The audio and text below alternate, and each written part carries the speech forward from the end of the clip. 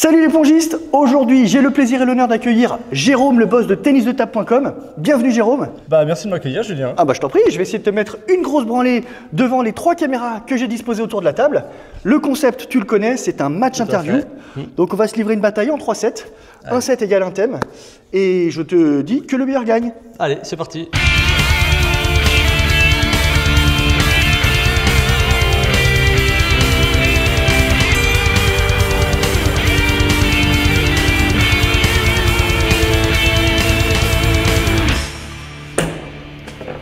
Je garde la balle.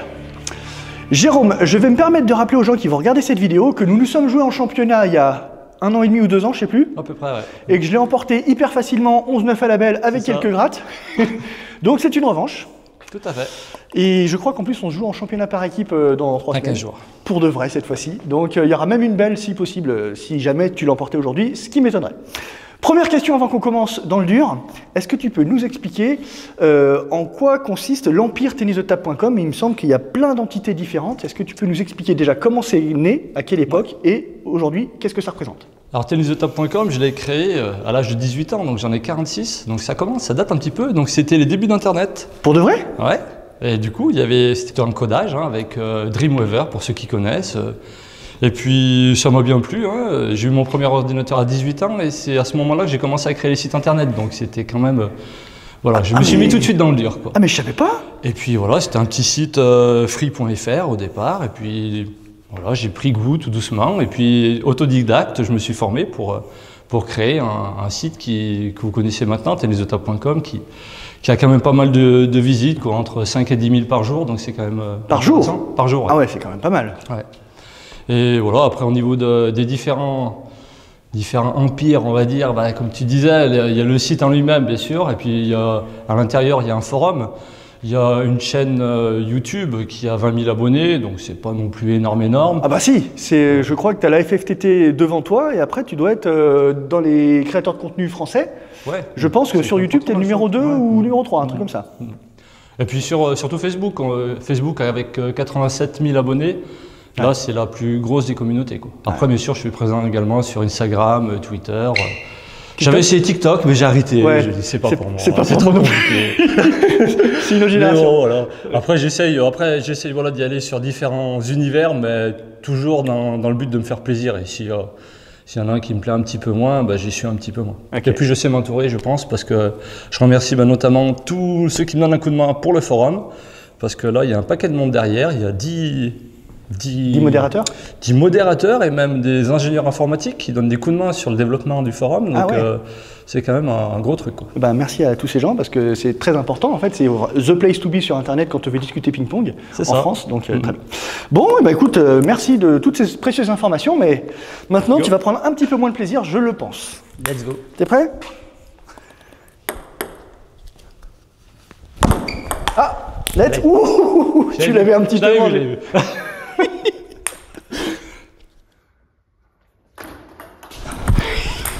Ils sont bien ces petits services. Ouais, mais celui-là, je le rate une fois sur 2.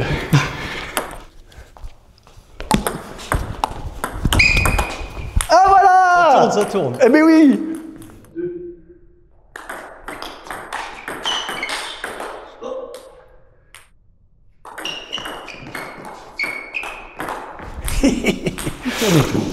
Deux partout.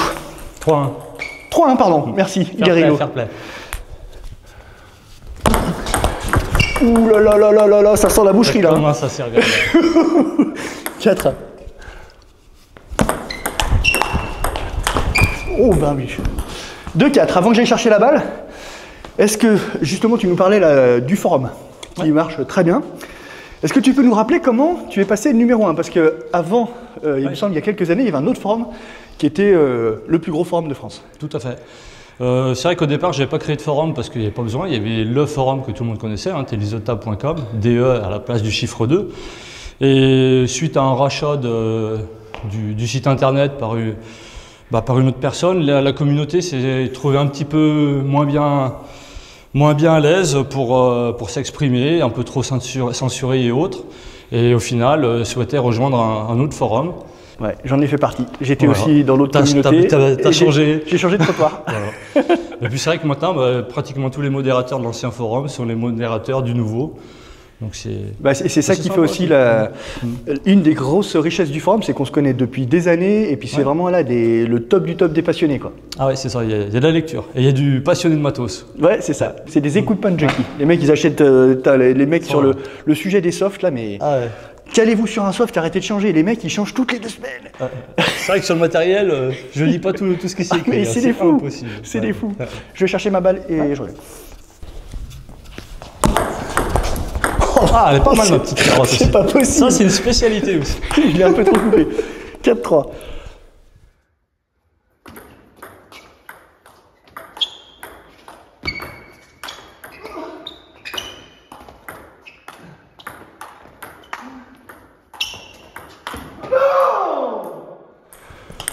Il y a eu les carottes encore là, hein?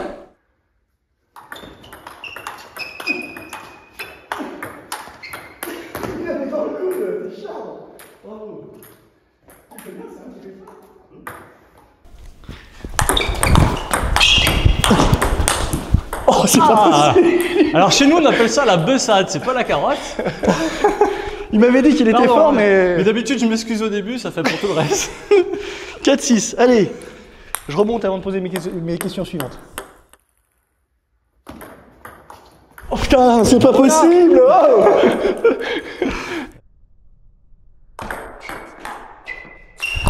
Allez, come on, 7-5.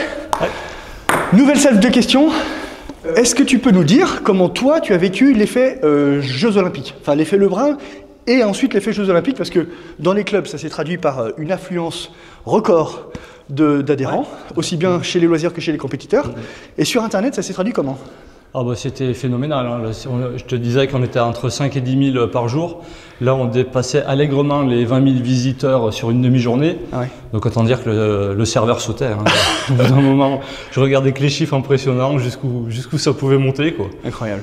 Et ouais, on a doublé le trafic depuis les JO. Hein, mais du coup, tu as dû investir dans du matériel pour acquérir. Ouais, bah après on augmente les serveurs. Là, je vais encore changer les serveurs pour augmenter la capacité pour accueillir tout ce monde, quoi.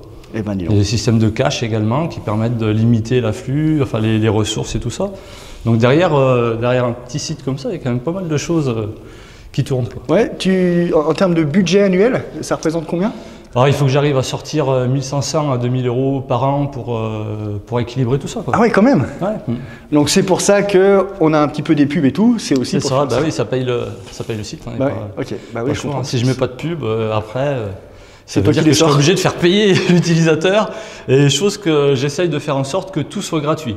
Pour les clubs, d'offrir pas mal de services gratuits, notamment le référencement de tous les tournois, de tous les stages, sur une carte c'est le seul, je suis actuellement le seul site qui permet de faire ça. Et puis, organisateur moi-même de tournois, je sais que c'est tellement difficile de se faire connaître. Ouais. Donc voilà, l'objectif c'est quand même de donner des coups de pouce aux organisateurs. Et ben, on te remercie pour ça, et puis on en reparlera tout à l'heure du tournoi Iron Ping. 8-6. On remonte.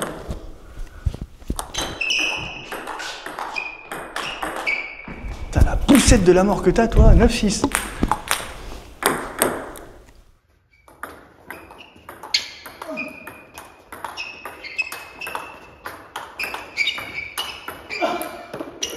Je me suis dit, maintenant! J'étais pas mal. Il y a 6-10 là, hein? Ouais. Alors attends, avant que je perde le 7, dernière question, enfin, avant que je perde le 7, ou que je fasse une remontada. Tennisdetable.com, donc c'est quand même maintenant une grosse machine, et je crois que c'est aussi un petit business. Est-ce que tu peux nous en dire un petit peu plus? Est-ce que tu arrives à te dégager un petit revenu, gros revenu? Comment ça se passe? Alors ce que je disais souvent, c'est que au début quand je créais le site, j'en étais de ma poche. Et puis au bout d'un moment, j'ai dit je veux bien donner de mon temps, mais pas de mon argent. Ouais. Donc j'ai essayé de trouver des sponsors, hein. Je remercie notamment Victas, Mr Ping, qui me suivent notamment depuis de nombreuses années. Ok. Et qui permettent de financer le site, hein, tout simplement. Hein. D'accord. C'est vrai qu'après, derrière, je génère une mini-marge. On a le droit, on donne aux impôts, entre guillemets. On a le droit. Mais bon, après, voilà, je pense qu'on ne fait pas ça pour ça. Quand on est passionné, on y passe beaucoup de temps. Et du coup, c'est plus une passion. Je ne vais pense qu'il ne faut pas faire ça pour non, en mais vivre. je sais, c'est comme YouTube, il y a des gens, avec ma petite chaîne YouTube, il y a des gens qui pensent que je me fais de l'argent, alors qu'avec Dimitri, on en est de notre poche également. Ouais. Les gens se font des idées. Ouais, après, il faut faire des millions et des millions de vues, quoi, ouais. sur du Mais ce que je voulais dire, c'est que toi, tu es arrivé quand même à un stade, avec la communauté quand même impressionnante dont tu disposes, qui fait que je pense que des partenaires, en fait, ils viennent vers toi. Ouais. Moi, je vais en démarcher certains, mais toi, je pense qu'ils viennent tout seuls. Oui, il y en a quelques-uns qui viennent effectivement tout seuls. Ils viennent chercher la communauté. Tout à fait. Notamment Music Link Show aussi, qui me soutient aussi, donc j'aime bien. En plus, c'est souvent des partenaires que j'aime bien. Je ne vais pas faire la promotion de choses que je n'aime pas non plus. Ouais, parce que ça reflète, je trouve, mon image. Ouais, bah, donc si je ne veux pas faire la promotion d'un produit qui est complètement ridicule, parce qu'après la crédibilité, elle en prend un coup. Ok, très bien. Quand je fais la promotion de Victas, si je te gagne, c'est avec du Victas, quoi. Et moi, c'est vrai qu'en plus, on est chez Victas, mais moi, j'ai un soft un peu spécial et il n'est pas chez Victas, celui-là. Ça explique aussi peut-être pourquoi je m'en sors pas très bien. Allez, 6-10, on va voir si Spinlord arrive quand même à faire un petit peu quelque chose. Allez. Putain, mais c'est pas possible. Oh, 8-40 dans le set. Bon, bravo, premier set pour toi. Carotté. Ah, mais au début, tu as bouffé les services et puis tu t'es vite adapté. Hein. Un petit poil. Ouais. Deuxième set, on va parler cette fois-ci non pas de Jérôme Besset, le boss de tennisota.com, on va parler de Jérôme Besset, le pongiste. Est-ce que déjà tu peux tout simplement nous expliquer à quel âge tu as commencé, comment tu t'es mis au ping? À 14 ans. Ouais. Donc, puis pourquoi j'ai fait du ping? Ben parce que tout simplement, mes parents m'ont dit qu'il serait temps d'aller au catéchisme. Et à 14 ans, le catéchisme, comment dire, j'étais super intéressé pour y aller. Et du coup, j'ai pris le journal, chose que je prenais jamais, et j'ai cherché un club qui était ouvert en même temps que le catéchisme. C'est pas vrai. Et c'était le tennis de table. Donc je suis allé voir mes parents, j'aurais dit, ouais, mais je voudrais bien faire du tennis de table aussi. Et quand ils ont regardé, ils ont dit, ah mince, en même temps que le catéchisme. Bah ça c'est ballot. Excellent. Et il faut savoir que tout le monde se foutait de ma gueule au départ au tennis de table parce que j'étais the touriste qui jouait en jean et chemise. Ouais. Parce que pour moi, le tennis de table, c'était du ping-pong camping, tranquille. C'était juste pour s'amuser. Mais l'entraîneur, il se mordait les doigts parce qu'il voulait me mettre une vraie raquette. Moi, j'avais une pure, je voulais la garder. Et c'est la raquette de mon père, il y a 2 picots, elle va bien. C'est excellent, parce que non, mais quand tu réfléchis à l'histoire que ça fait derrière, toi, ça part de rien. Hein, ça part de rien. Ouais. Bon, allez, deuxième set, je crois que c'est toi qui sers. Et cette fois-ci, je suis à 100%. Là, tout à l'heure, j'étais à 80. Allez. J'ai tenté.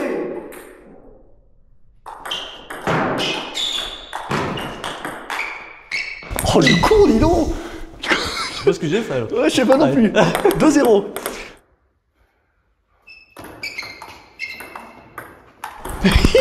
Le top move. Ah, ça n'est pas une autre, ça encore? J'espère qu'il les compte, hein, parce que là, je vais t'alimenter ton 40 man pendant... Top 40, top 40. Mais je vais arrêter de couper mes services, parce que visiblement, toi, ça te sert plus qu'autre chose. Attends. Combien il y a 3 questions après. 3. Allez.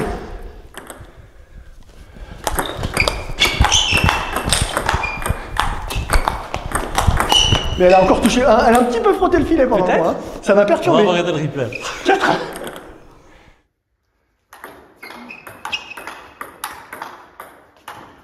Oh non, il était facile.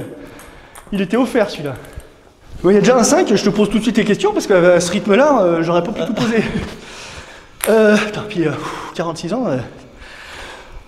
Donc, oui, tu es classé 17, il me semble. C'est ça. Comme moi, mais visiblement un petit peu plus que moi. Quel a été ton meilleur classement et est-ce que tu as un palmarès dont tu peux nous parler? Alors mon meilleur classement en officiel, ça devait être 18, 19 en mensuel. Ah ouais, pas plus? Et ouais, non, je suis pas monté... Ah bah t'es stable, hein? Ouais, mais c'est vrai que vu que j'ai commencé tard, du coup, c'est ce qui me permet peut-être aussi de tenir un peu, parce que j'ajoute 2-3 petits trucs à chaque fois au jeu. Ok. Voilà, et puis mon meilleur palmarès, c'est de loin celui de l'année dernière, hein, où j'arrivais petit pousset au championnat Auvergne-Rhône-Alpes. Vétéran. Vétéran 1. Et au final, c'est vrai que j'arrive à sortir 2 numérotés français pour l'emporter. Incroyable. Et c'était un truc de fou, quoi. Ah ouais, sacré perf. Donc là, messieurs, dames, vous avez devant vous le champion Auvergne-Rhône-Alpes 2024, vétéran, V1, et le champion du Rhône, vétéran, V1 2024.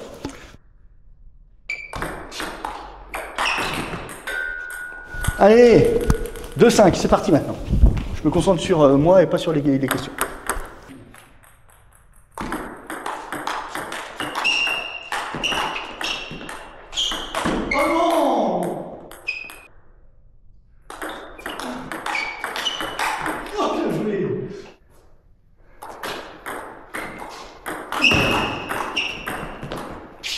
Ah non, mais c'est pas possible. 2-8.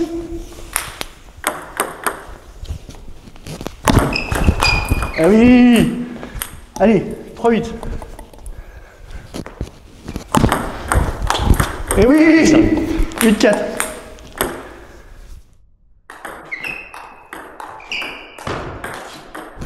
Une autre.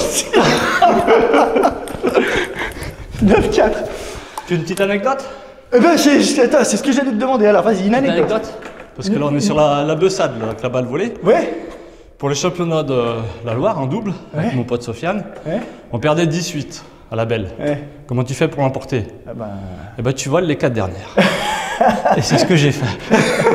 Merci aux 2 jours de Saint-Chamond, je suis désolé encore. On voit qu'il y a du savoir-faire parce que là, c'est pas mal. Ouais, mais en fait, t'as le jeu pour ça. Parce que tu joues vachement je à rase plat. le filet à chaque fois, c'est pour ça.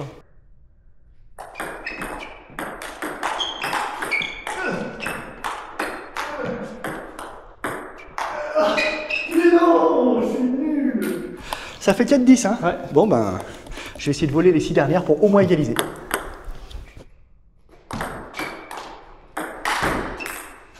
Et d'une. 5. Et oui. Il sert bien. 6-10.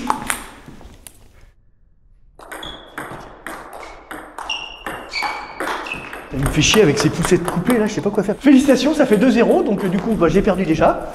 Je peux encore sauver l'honneur dans le 3e set, parce qu'il y a un 3e set, mais le mental n'est plus là. Je vais m'intéresser cette fois-ci à Jérôme Besset, le professionnel du ping-pong, parce que je crois que tu es chargé de communication et de développement du comité Loire-Haute-Loire. Tout à fait. Et puis tu es par ailleurs membre du bureau de ton club, le Réveil Chambonnaire. Depuis l'âge de 16 ans. Donc tu es bien occupé. Ouais. Depuis l'âge de 16 ans, tu es au bureau? Putain. Oh, tu fais pas. J'ai vite intégré les rangs du bénévolat. Ouais. Et puis c'est un truc qui m'a toujours bien plu. Ouais. Alors avant de parler du club du bénévolat, déjà ton boulot, est-ce que tu peux nous expliquer en quoi ça consiste, les principales missions? Mes principales missions, c'est essentiellement de développer le tennis de table, donc aussi bien dans la Loire que dans la Haute-Loire. Et une de mes missions, on va dire phare, ça s'appelle le ping c'est la classe, où pas plus tard que demain, je vais prendre un camion, transporter 10 tables de ping pour les amener, les prendre dans une école, les amener dans une autre école, pour ensuite y retourner le jeudi, former les enseignants, faire découvrir le ping à un maximum de jeunes. Avec cette opération-là, c'est entre 1500 et 2000 enfants qui découvrent le tennis de table par an. Donc, et puis après, il y a plein d'autres opérations que vous connaissez, comme le premier pas pongiste ou autre. Et puis bien sûr, c'est la gestion de toutes les compétitions, hein, créer les affiches, prendre les inscriptions. Ah mais tu fais aussi de l'infographie et tout? Voilà, tout à fait. Ah ouais, organiser des stages. Le dernier stage qu'on a fait, qui était un record, avec 60 joueurs par jour. Wow. Donc il a fallu trouver 5 entraîneurs et c'était assez sympa. Avec plein de produits high-tech, parce que c'est vrai que j'aime bien la high-tech un petit peu, hein, ouais, sur Internet et tous les trucs. Donc là, j'ai utilisé SpinSight pour mesurer les gamins, ils pouvaient voir combien ils mettaient d'effets, c'était super intéressant. Fastpong pour voir un petit peu la précision, c'est le tapis pour ceux qui connaissent et tout. Qu'est-ce qu'il y avait d'autre aussi? Il y avait le robot Pongbot là, qui permettait de varier les effets au maximum, un super robot, et puis surtout le casque VR, enfin surtout le casque VR et le casque VR. Donc avec tous ces éléments-là, on aurait fait faire un truc qui a plu et qui a attiré surtout. Donc je pense que ceux qui ont du mal à attirer du monde pour leur stage, ça peut être une piste de mettre un petit peu de high-tech. Moi franchement, je ne pensais pas qu'on allait avoir autant de monde. On était à une trentaine, on passe à 60, donc c'est pas pour rien ça. Dimitri qui s'est mis au ping VR là, il y a pas longtemps, au grand malheur de certains de nos abonnés, il a fait tester le ping VR à des gamins là, pendant ses vacances, mais ils vont tous acheter un casque, hein. Tous, ils ont tous adoré. Alors moi le ping VR, j'ai fait surtout une promotion auprès des anciens. Ah oui, parce que ça aussi... ça permet de garder la forme et eux ils ont du temps en journée, les salles ne sont pas forcément disponibles aussi, et comme ça ils peuvent jouer au ping beaucoup plus souvent et après tous les réfractaires c'est vrai qu'ils disent que je suis contre le VR. On n'est pas contre le VR, c'est une pratique complémentaire au tennis de table. Ça veut dire que si on peut s'entraîner qu'une fois par semaine au tennis de table, parce que la salle on l'a qu'une fois par semaine, faire du VR 2 ou 3 fois par semaine pour entretenir la forme, Je vois pas ce qu'il y a de mal à ça, voire au contraire, quoi, parce que ça fait même ça crée du lien, au contraire. Mais par contre, je ferai jamais la promotion du PingVR pour les jeunes, qui, pour moi, voilà, c'est mon avis perso, bouffent tellement d'écran, il n'y a pas besoin d'en rajouter. Je comprends. Voilà. Ouais, je comprends. Bah, c'est vrai qu'en fait, et en plus, ils sont vite accros parce que la je parle en tant que Dimitri, papa aussi. Là. Ça a marché tout de suite, mais je comprends l'argument. Ok, très bien. Putain, tu fais pas semblant, toi, hein, quand tu te lances dans un truc. Allez, 0-0, c'est moi qui sers, et cette fois-ci, tu vas prendre cher. Let's go. Ah, les services! Allez, j'ai que ça, on va tout miser là-dessus. Je vais te mettre ma collection des meilleurs services, là.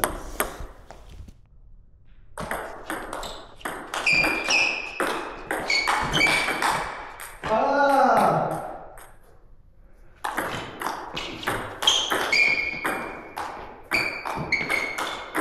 Il me fait chier, ça tourne, bien joué!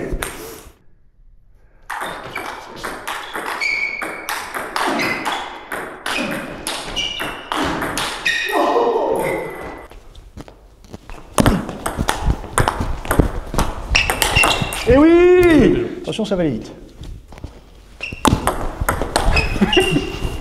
1-5. Là, je pense que le 7, il va vite être plié. Donc, je me permets de te poser une deuxième question tout de suite, si ça ne te dérange pas. Donc, on a parlé de ton travail. Et tu nous disais que tu étais au bureau de ton club depuis l'âge de 18 ans? 16. 16 ans. Incroyable. Le mec de tous les records. Alors, qu'est-ce que tu fais au club?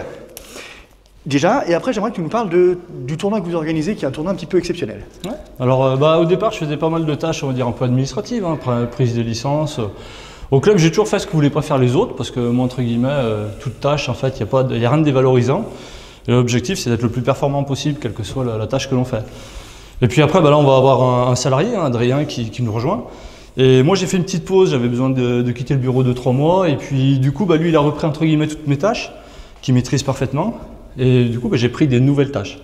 Et maintenant, je vais m'atteler à des tâches les plus difficiles, je pense, mais des choses que j'aime bien, qui s'appellent le marketing. Ah oui. Parce que le poste, il va falloir le financer. Et voilà, j'aimerais bien trouver un peu plus de partenaires locaux et faire des animations qu'on ne faisait pas avant. D'accord. Et alors, le tournoi, là, Iron Ping. Et l'Iron Ping, les Rhône-Alpins connaissent, mais c'est connu au-delà de Rhône-Alpes, mais je suis pas sûr que tout le monde connaisse le concept. L'histoire de l'Iron Ping, il remonte très loin, parce qu'il remonte aux 24 heures. Et les 24 heures, il y a plus de 20 ans de ça, hein, 20-25 ans de ça. Donc on faisait des 24 heures, et puis on a un gymnase qui a brûlé. Donc ça veut dire qu'on n'a pas pu faire le tournoi pendant 4 ans au moins. Ouais. Et au bout de 4 ans, des 24 heures, il y en a eu plein qui ont poussé. Donc on s'est dit, on va faire quoi? On va refaire un 24 heures comme les autres? Non, on s'est dit, on va essayer de changer. Donc pourquoi pas faire un Iron Ping 20 heures en 20 points par handicap, avec une formule qui soit un petit peu novatrice. Et l'Iron Ping, alors je ne sais plus à quelle édition on doit être à la 12e, 13e, mais voilà, c'est quelque chose qui marche. Hein, c'est la cartonne même, parce que je vois qu'il y a des joueurs qui viennent de Belgique, on a beaucoup d'amis belges, hein, maintenant on les appelle les amis belges, parce que je les remercie, ils dorment chez moi. Ah oui. Donc moi, c'est pas les 20 heures que je fais, c'est les 72 heures, parce qu'on les accueille le vendredi, on fait les 20 heures. Après, quand on a terminé les 20 heures, qu'est-ce que tu fais? Resto. Le soir. Ah oui. Et le lendemain, un grand barbecue. Le lundi. Donc le mardi, t'es claqué. Tu poses le mardi en jour de récup et t'es mort. Ah ouais. Mais voilà, ça montre un peu la convivialité avec les Suisses aussi qui sont très nombreux, super sympathiques. Super. Et puis il y a du niveau hein, quand même. Et puis, quand même, hein. En même temps, il y a un prize money, je crois, qui est assez impressionnant. Ouais, je crois il doit être aux alentours de 1300 € de mémoire. Ouais, c'est pas mal pour des équipes de par équipe de 2 ou de 3. Ouais, c'est bien doté. Hein. Ouais. L'année dernière, on était complet et je pense que cette année, on devrait l'être très très rapidement. Parce qu'on est déjà plus de 50 équipes inscrites et il y a 3 tranches, donc ça veut dire plus on s'inscrit tôt, moins on paye cher. Et là, la première tranche vient de se terminer et on est à 50 sur 72. À bon entendeur. Ouais. Ça va pas durer. Hein. Ça marche. Bon, le 7 non plus, là, il va pas durer. Je crois 6-2 pour moi. Non, il me semble que c'est pour moi cette fois-ci. C'est moi qui sers ou pas? Je sais plus. Ça va être à toi, oui. Attention, tu te rappelles les services, ça va vite chez moi. Hein. Je t'avais prévenu, hein. 7-2. Ah, il a fallu que je m'énerve au service. 2-8. Oh, pour le final.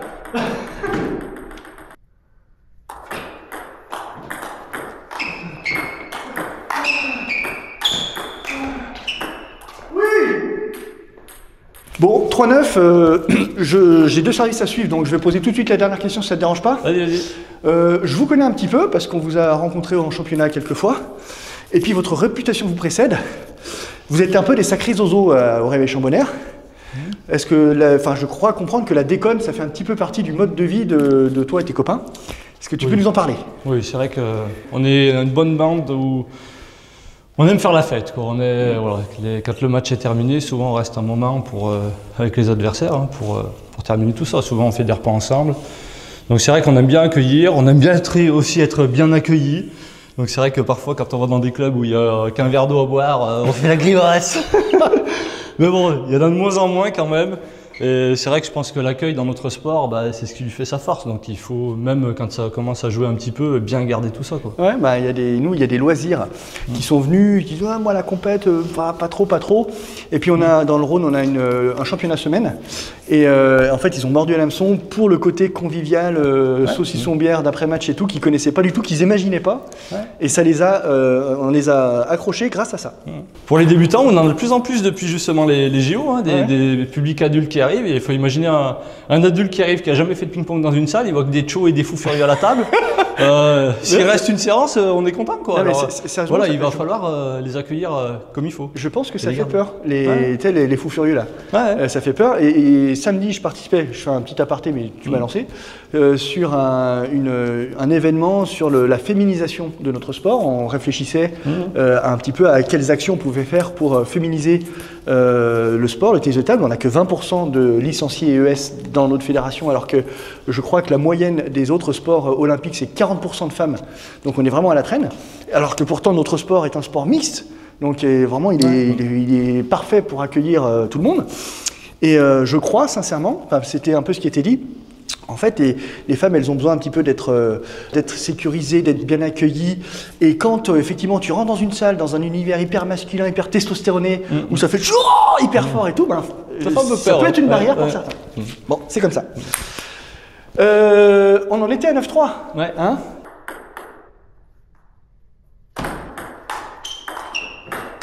Oh le con, bien joué. Bravo. Putain. Allez, pour la caméra.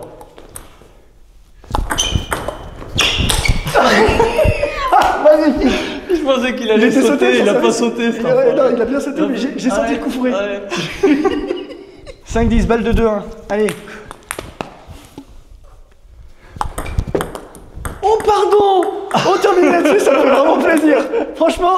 La dernière est belle. Allez, félicitations. Une en 3-7, non? Hein? T'en as fait qu'une en 3-7. C'est la seule, mais moi je la garde que pour les moments importants. Qu'à la fin. Important, j'ai quand même perdu, mais je suis pas mécontent d'avoir placé à ce moment-là. Bon, merci d'avoir bravé les kilomètres pour venir à ma rencontre. Merci à toi, c'est bien sympa. Je crois qu'il y aura du coup une belle, puisque là, on va se jouer le prochain match de championnat, on joue contre ton équipe. Non, c'est quoi? 15 jours, dans 3 semaines? Le 29 mars, et on est le 10 aujourd'hui. Ouais. Donc 15 jours. Voilà. Et je pense qu'on va filmer le match, comme ça vous aurez le résultat de la fin de l'histoire. On a appris plein de choses. Je ne savais pas que tu étais à ce point... je pensais que tu étais très engagé, tout ça, mais là, franchement, je suis sur le cul. Donc félicitations, merci pour tout ce que tu apportes au tennis de table. Et je vous dis à bientôt. Merci.